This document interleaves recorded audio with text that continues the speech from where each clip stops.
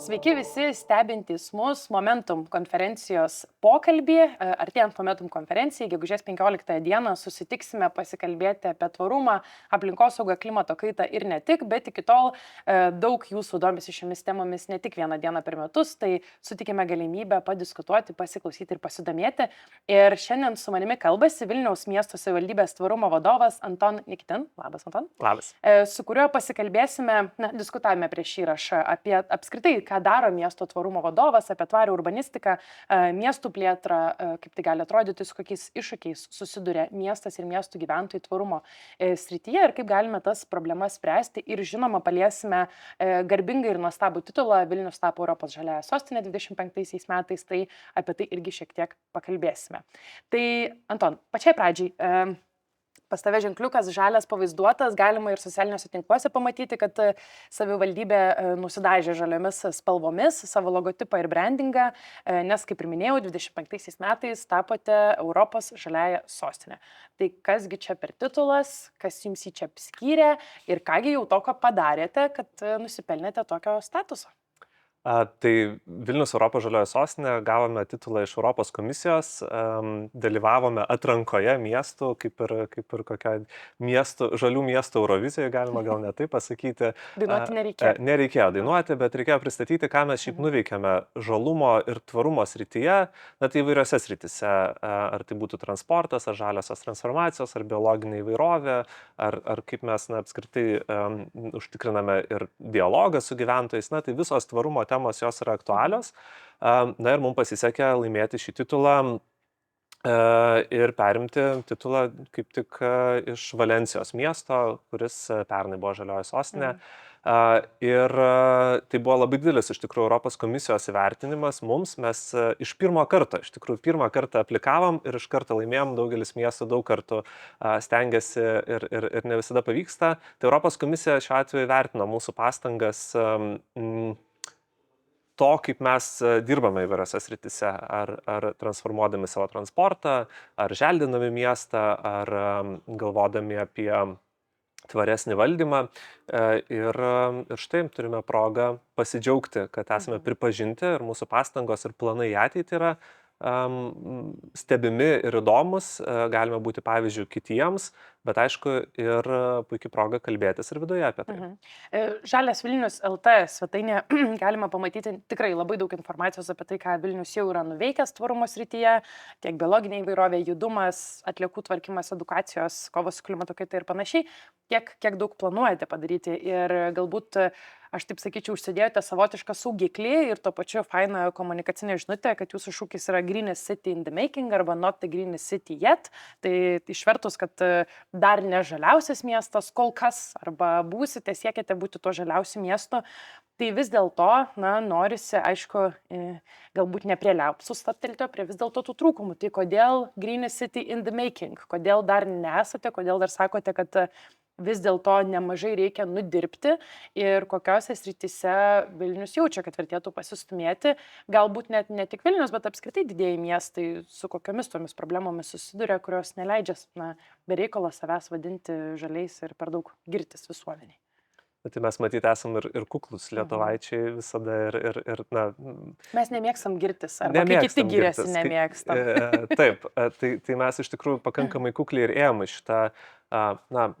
į šį projektą ir galvojom, kad iš tikrųjų tapimas tvaresniu ar žalesniu nėra toks rezultatas ir nežinia, ar jis yra baigtinis rezultatas, tai tarkim pasieksi klimato neutralumą ir čia viskas bus gerai, tame mieste ne. Ir miestas apskritai, miesto augimas arba miesto gyvenimas nėra tik rezultatas, yra toks nuolatinis pokyčio procesas ir matyti apie tai ir yra miestai. Jie kūrėsi visada, kad įvairūs žmonės juose dirba, gyvena, susitinka ir labai daug įvairių interesų, tai Vilnius čia jokia neišimtis. Ir kalbant apie žalumą ar tvarumą, tai matyti visi miestai labai panašiai susiduria, šiek tiek unikalūs ir klimato sąlygos skirtingos ir taip toliau, bet matyti labai neišvengiamybę mes suprantame, kad klimatas keičiasi visų pirma. suprantame to pokyčio būsimą kainą, ypatingai savivaldybė, nes galbūt dabar nesijaučia taip, žiemą sniego nėra beveik ar ne, gal ir nieko tokio, mažiau gal tvarkymui, sniego valymui išleisim, tačiau suprantam, kad su to keičiasi labai labai daug aplinkos aspektų. Ir tai mums ilgainiui gali kainuoti daugiau. Mes jau turime vis daugiau liūčių, turime karščio bangų vasarom, turime įvairių klimato ekstremumų, kurių anksčiau niekada nesame turėję, o tai pradeda kainuoti tiek ir finansiškai gali pradėti, ar per draudimo įmokas, ar per tiesiog infrastruktūros kitokį nusidėvėjimą. Su infrastruktūra labai paprastas pavyzdys. Anksčiau žiemos būdavo, kad užšąla ir visą laiką laikosi, dabar yra ten pliusinė, minusinė temperatūra ir tie šalčio ciklai tiesiog ardo dangas, asfaltą ar plyteles betono ir kaip kartais miestiečiai sako, taiga taip nusidėvi labiau gatvės, tai ir dėl to irgi, nes šalčio ciklų turime keletą per žiemą, o kartais ir 14 ar net keliasdešimt, kai anksčiau būdavo vos keli, 1, 2 ir tiek. Tai čia labai daug tokių iš smulkmenų susideda. Tai jo. Paminėjai neutralus klimatui Vilnius arba tikslas būti neutraliems klimatui ir čia prieš pokalbį kalbėjom, kad labai buvo smagu, nes važiavau į šitą mūsų interviu, per radiją girdžiu pokalbį, kalbėsi apie Europos žaliąją sostinę, staiga pasisuku ekrane, taip pat reklama kviečianti žmonės sudalyvauti įvairiosiuose Europos žaliosios sostinės renginiuose atidarimo ir ieškoti daugiau informacijos. Ir štai kita reklama iš karto po to apie neutralų klimatui Vilnių, svetainė nešylam.lt ir tiesiog atrodo, kur be pasisukčiau, Vilnius apie tai kalba ir už tai tikrai verta pasidžiaugti, kad ta komunikacija aktyvi ir neabejoju pasiekė ne vieną gyventoją.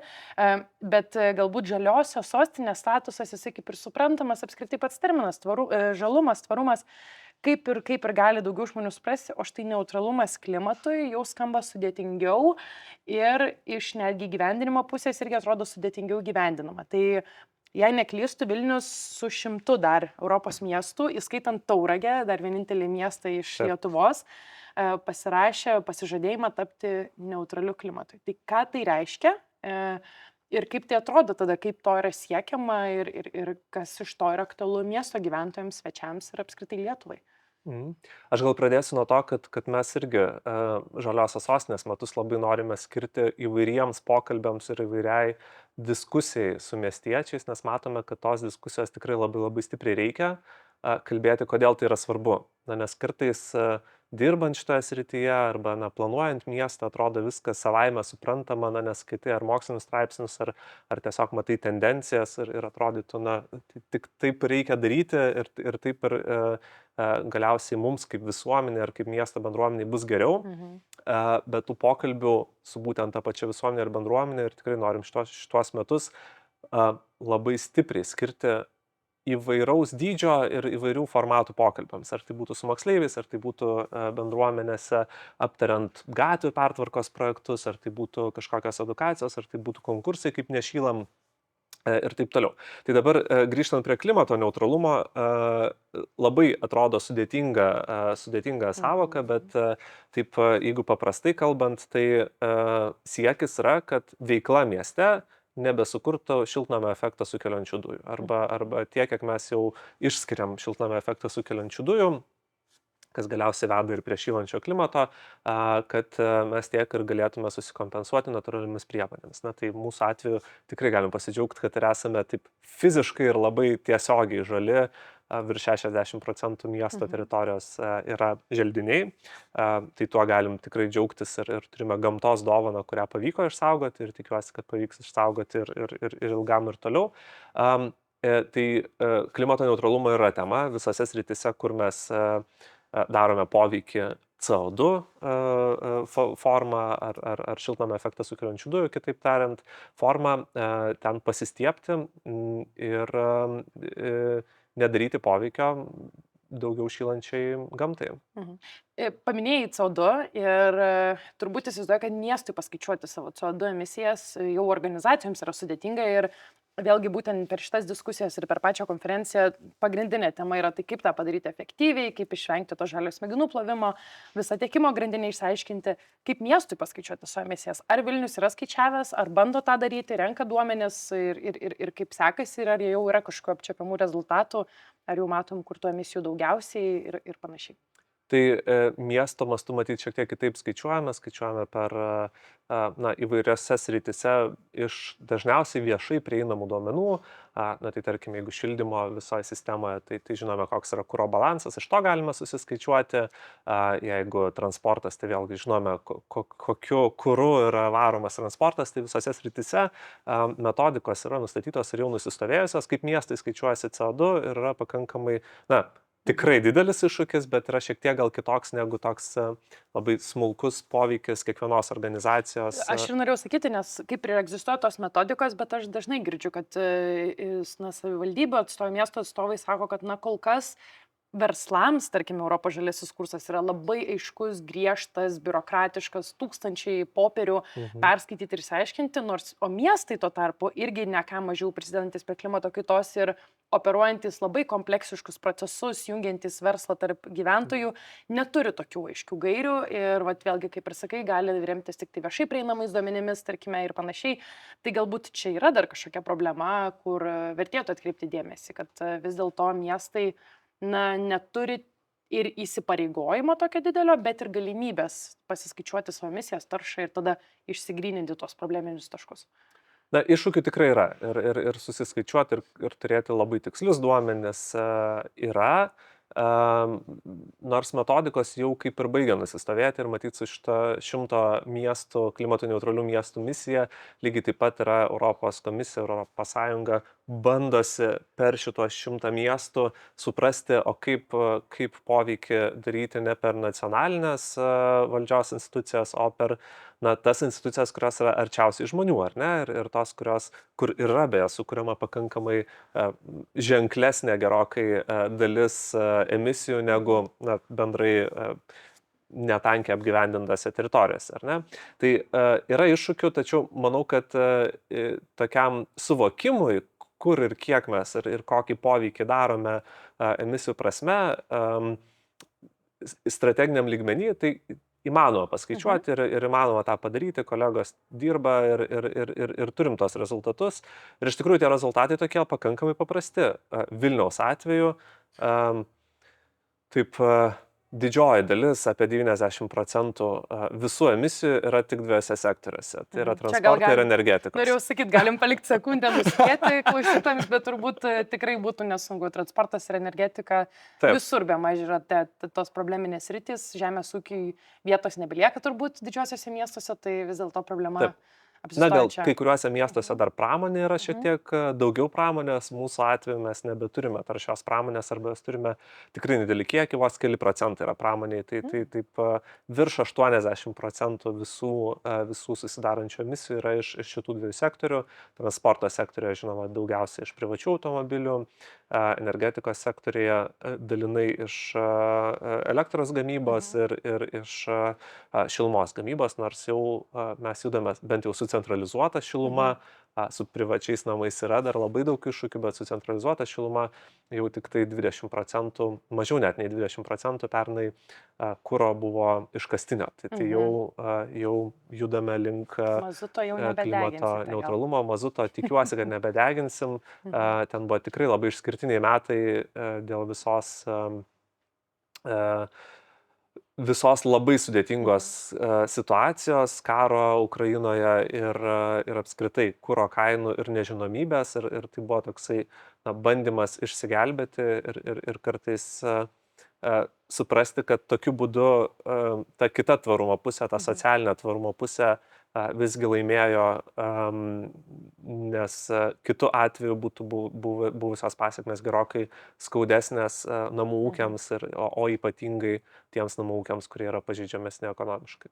Na, energetika tai atrodo sudėtingas be abejo procesas ir turėjome pokalbį su Valentu Neviera iš Ignitis grupės, tai tikrai jisai gali paliudyti ir kalbėjo apie tai, kad kiek daug energetikos sektorius turi pereiti, kad pasikeistų ir kovotų su klimato kaita, bet vėlgi iš vartotojo pusės atrodo pakankamai lengva, tik tai atsiradus galimybė pereiti prie atsinaujinančių išteklių, rinktis atsinaujinančių išteklių tiekėjus ir panašiai. O štai transportas jau yra ne tik turbūt infrastruktūra, bet ir labai daug socialinių ir psichologinių aspektų. Čia jau susijungia į vieną, kad paskatinti žmonės judėti darniau, čia ir ekonominiai aspektai, kad ne visi gali sau leisti kažkokį tai mažiau taršų automobilį, arba yra ir kažkokie tai prestižo klausimai, kada žmonės į autobusą nesėda. Na, čia galėtume vardinti ir aplinkos psichologai ne vieną tyrimą yra atlikę ir išvados tokios, kad tai sudėtinga yra turbūt ir nerasti būdų, kad žmonės judėtų darniai. Ir tuo pačiu, Vilniuje, visi tos skirtingus požiūrius turi. Vieniems susiaurintos gatvės nuostabu, kitiems didžiausia nesąmonė, vieni labai palaiko ramaus eismo gatves, kiti nesupranta, kas tai yra. Vieni nori nemokamo viešo transporto, kiti mano, kad kaip tik reikia branginti ir tas visame tame tikrai nebejoju sukiesi ir stovi tu ir tave paliečia ir visuomenės, ir gyventojų, ir žiniasklaidos dėmesys šitais klausimais. Tai gal tiesiog pačiai pradžiai, kaip tu atrandi, už ko užsigrėbti, kas yra svarbu, ką dabar jau galime keisti, kaip bendrauti su visuomenė, kokie yra galbūt pirminiai tikslai, nes visą šitą problemą staigiai išspręsti turbūt greitai nepavyks. Taigi, kur dedi tą fokusą, kad nepasimesti šitame visame chaose?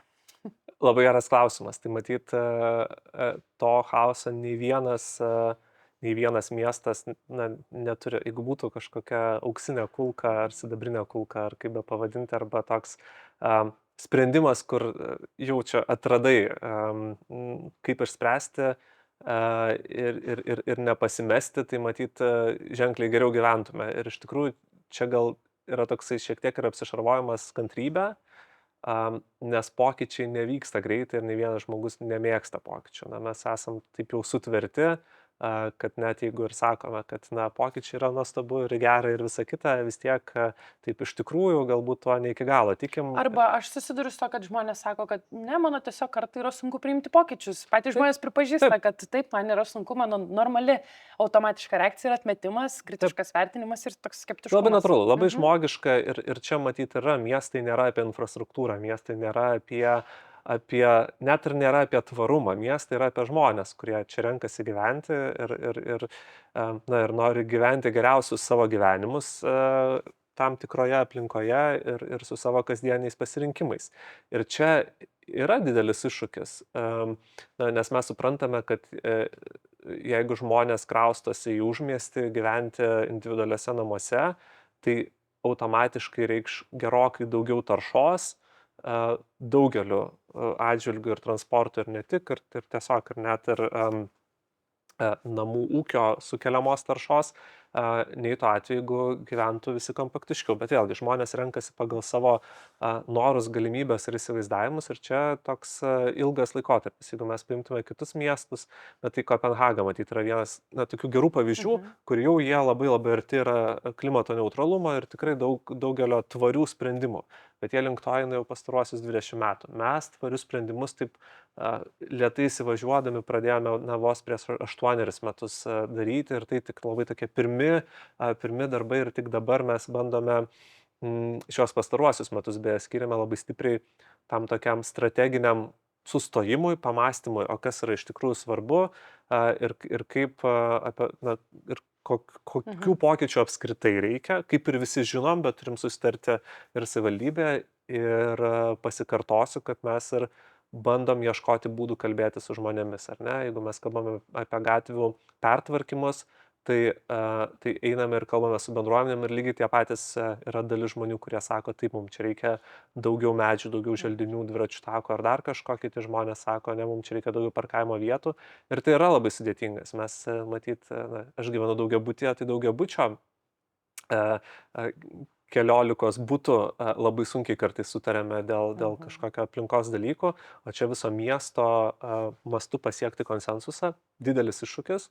Tačiau, bet kuriuo atveju, tai matyt, tos rytis jos ir yra labai labai aiškios. Mes turime pergalvoti, kaip mes judame mieste, o tai reiškia ypatingai nebūtinas kelionės automobiliu pakeisti kitais keliavimo būdais, nes vis dar labai labai daug žmonių keliauja vos kelis kilometrus automobiliu į darbą, kas yra nueinamas atstumas, net nebūtina turėti dviratį ar paspirtuką ar kažką, nueinamas visai atstumas. Labai daug žmonių keliauja ir be vaikų vieni, nieko nereikia pakeliui nei nuvežti, nei pasimti ir taip toliau. Tai dar turime čia to potencialo, net ir tokio labai daug, bet filosofija mūsų yra galbūt transporto, pavyzdžiui, temoje sukurti alternatyvas, kurios būtų lygiavertės. Na, laiko prasme, patogumo prasme, nes galbūt galime čia sakyti, visi važiuokit dviračiais, bet jeigu nesijauti saugiai važiuodamas dviračiu, tai tada labai sunkiai gali tą padaryti. Aš jau norėjau klausti, kas yra, aš iš tiesų kažkada skaičiau LinkedIn'e, berotis tavo ir buvo įrašas, kad kas pirmiau turi atsirasti, ar takas, ar dviratininkas, ar ne. Ir iš vienos pusės, kaip ir daugelis gyventojų, nesėda ant dviračių, nes nėra tų dviračių takų ir nepatogu. Iš kitos pusės tų dviračių takų galbūt ir nėra tiek daug, na, žinoma, Vilniaus savivaldybė daug jų išplėtė pastaruoju metu, bet tikrai norėtųsi galbūt ir dar daugiau, bet jais mažai kas galbūt važinės, ypatingai šaltuoju sezonu, nors dabar jau tas sezonas pas mus jis toks ganėtinai, na, jau labiau primena turbūt Didžiosios Britanijos orus žiemą negu įprastas lietuviškas žiemas. Tai vis dėlto kas pirmiau turi atsirasti, infrastruktūra ar gyventojų poreikis? Kur deda savivaldybė akcentus būtent tvarumo srityje, ne tik judume, bet ir kitose tvarumo iniciatyvose? Matyt, nėra taip, kad vienas ar kitas, ar ne? Infrastruktūra tikrai prisideda ir matom, kaip prisideda. Dviračių takų plėtra nuo 30 km 2017 metais iki daugiau negu 170 dabar. Tikrai labai ryškiai ir ženkliai užaugino kelionių dviračiai skaičių. Mes stebime, kad jeigu 2017 metais buvo apie 1,5% nuo visų miesto kelionių vykdoma dviračių, dabar yra apie 5%. Tai tas pokytis pakankamai didelis, trigubai, sakykime, išaugo kelionių dviračiais. Tai infrastruktūra tikrai prisideda prie to, kaip žmonės atranda tos keliavimo būdus. Visgi, matyt, čia toks laiptelis po laiptelio ir infrastruktūra skatina naudotis, daugiau žmonių irgi naudojasi. Su viešuoju transportu lygiai tas pats. Viena vertus, iš tikrųjų, labai didelis pokytis. Jeigu grįžtume į tuos pačius 2017 metus, tai tikrai viešas transportas kartais gerai, jeigu įvažiuodavo į kalną. Jau pamiršomės labai, kaip tai buvo. Dabar turime virš 400 naujų transporto priemonių, jau visai netrukus nebeliks senųjų troleibusų, senųjų Škodų, jas keičia nauji troleibusai, kurie yra ir troleibusai, bet kartu ir elektriniai autobusai, nes gali važiuoti dar keliolika kilometrų neprisijungia prie laidų. Tai tas pokytis, jisai viskas po truputį, tai nėra taip, kad štai šiandien suteikiam visą infrastruktūrą ir staiga visi pradeda ją naudotis, toli gražu taip nėra ir šitie pokalbiai ir atradimai, kartais žmonės tikrai galbūt ir bijo atrasti arba tiesiog nepagalvoja apie tai kaip alternatyvą, nes tikrai daug tų pokalbių yra, kad žmogus net ir turėdamas dviratį, net ir juo važiuodamas laisvalaikiu, kažkaip ta mintis, kad galėtų į darbą nuvažiuoti, kartais nėra savaime suprantama, nepaisant to, kad mes daug kalbam apie tai, bet kaip taip suplanuoji tam žmogui, parodai, sakai, bet tu turi dviračių taką ir jisai, čia gabaliuko nėra, čia gabaliuko nėra, nuo namų iki tako ir nuo tako iki darbo vietos, galbūt kažkokių nedidelių, bet visą kitą kelionę tu gali važiuoti ir jis pabando ir sako, įmanoma. Tai tų pabandymų, mes kitoje diskusijoje esam dalyvavę apie tos pabandymus, kad, matyt, reikia taip išdrįsti kartais, tiesiog pabandyti ir tikrai gerokai daugiau laimės patiriant miestą yra įvairiau gyvenant. Šiaip, sako, žmogus yra toksai įpročio, creature of habit. Tai galbūt rudenį, pavyzdžiui, važinėja į darbą ir nesvarbu, kad žiemą tie orai dabar tokie pat kaip rugsėjai ar spalį, bet žiemą nevažiuoja. Aš pati save kartais pagaunu, galvoju, kodėl aš nevažinėjau dviračių žiemą, jeigu tas oras rudenį buvo toks pat ir aš važinėjau, bet mano galva, aš tai žiemą tarsi dviračių važiuoti jau šalta, keista, nepatogu, pavojinga ar dar kažkas. Tais tokiais blokais gyventi. Bet man dar norisi stabtelti, kur vis dėlto kalbėjom apie tos akcentus ir Vienas iš to, kas pirmiau turi atsirasti infrastruktūra ar poreikis, kitas yra kaip labiau formuoti tą visuomenės mąstyseną per tą botagą ar meduolį, ar ne? Mhm. Irgi amžinas klausimas. Ir čia iš vienos pusės galbūt taršus automobiliai negali važiuoti ten į senamiestį, ar moka kažkokius didesnius mokesčius, ar ten pabrangsta ten parkavimo vietos, ar ne, na, tarsi toks botago principas. Tuo pačiu kažkoks yra tas meduolis, kad vat kuriami tie dviračių takai, ar ne, viešasis transportas yra gerinamas ir panašiai. Tai vėlgi, ar yra kažkokių tyrimų ir ką pastebi pats ir apskritai savivaldybė, kas labiau veikia, nes vis dėlto viešoje erdvėje, žinoma, daugiau nuskamba tie botago principai ir tada tarsi susidaro įspūdis, kad mes čia visus baudžiam ir tvarumas yra kažkoks, na, Mhm. bausme ir prievarta skatinamas dalykas, o ne kažkas, kas mums visiems gerą gali atnešti, nors suprantama, kad yra daroma per abi pusės. Tai ką jauti tu dirbdamas savivaldybėje ir kuris tas principas vis dėlto efektyvesnis yra? Nėra atsakymo, kad kažkuris yra efektyvesnis. Matyt, jų abiejų proporcija tam tikrų laiku. Ir čia nėra atsakymo, kad visada tik botagas ir visada tik tai meduolis. Bet aš sakyčiau, esminis gal klausimas yra vis tiek, mūsų gal filosofija kažkuria prasme yra tokia, kad kol meduolis nėra apskritai valgomas, tol, na, botagas toks irgi, na, savivaldybė tada tampa tokia kaip, nu, kažkokia geriau žinanti, kaip žmonėm gyventi, negu patys žmonės, ar ne? Ir čia labai pavojinga yra riba ir mes galime nusidiskutuoti iki tokio pažaliavimo blogąją to žodžio prasme, ar ne? Bet tai čia ir yra matyti atsakymas, kad mes turime vis tiek mieste galvodami ir matydami ieškoti būdų, visų pirma, dialogui, tai susitarimui, kad, na, štai mes čia tiesiam dviračių taką, nes, na, tu turi sudaryti sąlygas, štai mes plečiame viešo transporto juostų tinklą, štai mes perkame naujus autobusus ir taip toliau.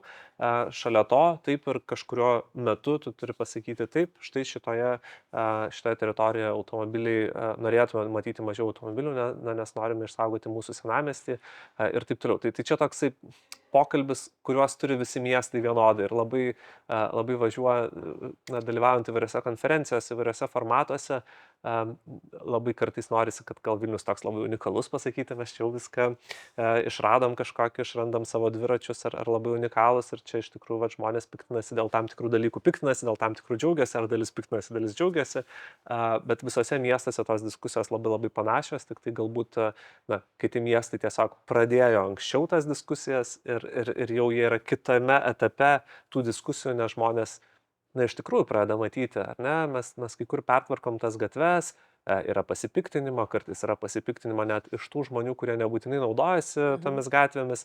Nebūtinai net Vilniuje gyvena. Nebūtinai net Vilniuje gyvena, na, bet čia, na, labai gerai, kad gyvename demokratijoje ir galime apie tai kalbėti, na, atvirai ir taip, kaip atrodo, išsakyti savo mintis. Žymiai blogiau būtų, jeigu negalėtume to daryti, ar ne?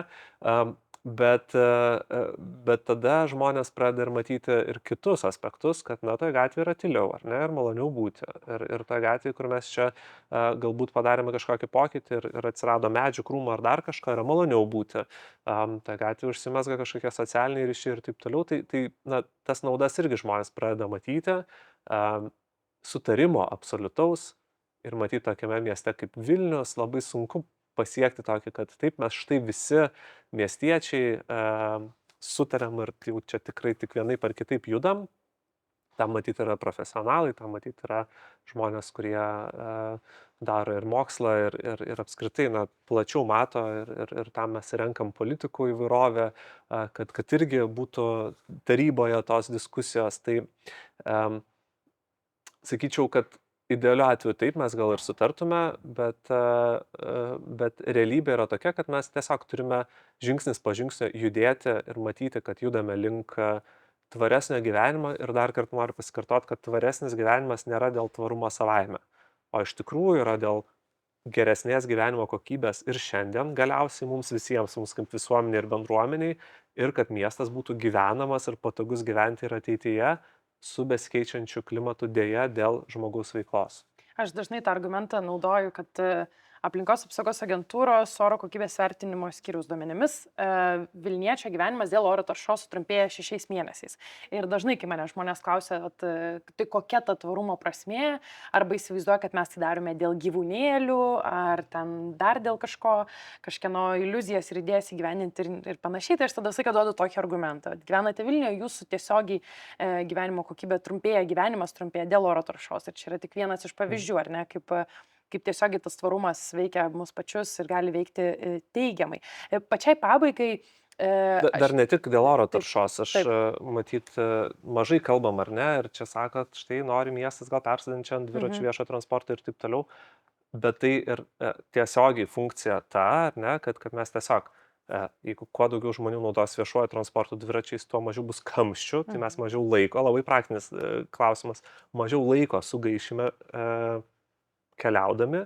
Antras yra, mes judėsime daugiau, o tai per sveikatos naudas duoda tiesiog įspūdingus rezultatus, vos šiek tiek ta valanda per dieną judėjimo ir nejudėjimo yra labai didelis skirtumas, ir čia mes ir per sveikatos lygiai taip pat sveikatos priežiūros lėšas, ar ne, mums kaip valstybei, jeigu daugiau kainuoja sveikatos apsauga, vėlgi mes turime vėl ieškoti, iš kur čia tų mokesčių paimti, kai galime tiesiog su savo pokyčiu kasdieniu prisidėti prie lengvesnio gyvenimo. Ir galiausiai taip, turime mažiau taršos, turime daugiau tylos ir daug kitų privalumų. Šitas drugelio efektas yra paskaičiuota, kad jeigu visi gyventojai šalyje išmiegotų 8 valandas, tai bendras vidaus produktas ten keliais procentais iš karto pakiltų, nes našumas, susikaupimas, ten ligų kažkokios tai atveju gerokai sumažėtų dėl vieno elementaraus sprendimo, tai čia irgi puikus pavyzdys, ar ne? Tiesiog pamiegoti arba važinėti dviračiu, kiek kokius tai pozityvius turi tokius kompleksiškus teigiamus rezultatus. Tai pačiai pabaigai iš tiesų tikrai tie, kas domisi Vilniaus tvarumo tą kelionę arba tiesiog seka žiniasklaidoje, girdi, daug daro Vilnius tiek iniciatyvų, tiek iš tiesų apskritai tiesiog seka žaliojo kurso poreikius ir savo atsakomybę prisiema. Tai aš dažnai mėgstu šitą klausimą paklausti, jeigu galėtum atsikeli rytoj ryte, turi burtų lazdelę ar ne, ir galėtum, duosiu 3 dalykus įgyvendinti jau dabar, kad jie būtų galbūt jau pradėti, bet jau būtų galima pamatyti rezultatus, ką padarytume Vilniuje, kam galbūt žinai, kad dar reikia laiko, kaštų, kažkokių lėšų, visuomenės įstraukimo, tai ką su ta burtų lazdelė paskubintum ir padarytum? Oi, koks geras klausimas.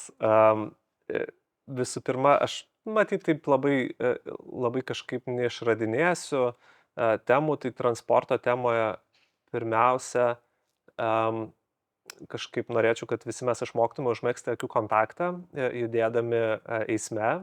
Ir čia ne visai tvarumo tema, bet ir ji irgi, kad mes daugiau supratimo vienas apie kitą turėtume ir matytume vieni kitus ir tokio lėtesnio šiek tiek gyvenimo turėtume, ta prasme, kad nedidindami nesaugių situacijų skaičiaus mes iš tikrųjų žymiai geriau sugyventume ir net tikėtina greičiau nuvažiuotume visur. Tai to tokio akių kontakto norėtųsi, tai čia būtų pirmas dalykas.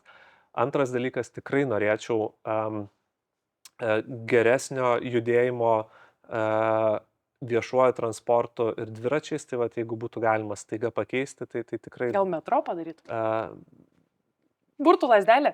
Burtų lazdelė gal ir metro tada, jeigu jau burtų lazdelė, nors aš gal nesu šalininkas judėjimo po žeme viešuoju transportu, nepaisant to, kad tai gali būti ir labai efektyvu ir labai patogu, tačiau vėlgi turi tam tikrų irgi atrodytų, mes kartais apie metro temą kalbam apie tą temą, kuri išspręstų visus kamščius, tai gal labai dažnai ar ne.